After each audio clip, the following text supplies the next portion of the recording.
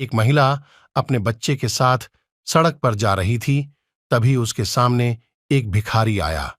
उसने बच्चे से कहा, इस भिखारी को देखो, अगर तुम नहीं पढ़ोगे तो इसी भिखारी की तरह बन जाओगे। एक दूसरी महिला बच्चे के साथ जा रही थी। उसने अपने बच्चे से भी कहा, इस भिखारी को देखो, तुम पढ़ लिख कर बड़ा आदमी बन जाओगे तो इसकी जिंदगी बदल दोगे।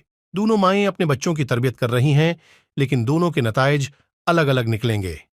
एक ने उसके बच्चे को खौफ, डर दिया, जबकि दूसरी औरत इसके बच्चे को इज्म और ख्वाब दिया। तरबियत बहुत नाजिक काम है। आज इस कोम्पल की तराश खराश कल एक दरख्त की शक्ल ले लेगा। उस्ताद हो या माँ की गोद हो या बाप की देखभाल हो, ये सब तरबियत के गहवारे हैं। लिहाजा अपने बच्चों की तरबियत मुसब्बत अंदाज में करें। अपना ख्याल रखिएगा। शुक्रिया।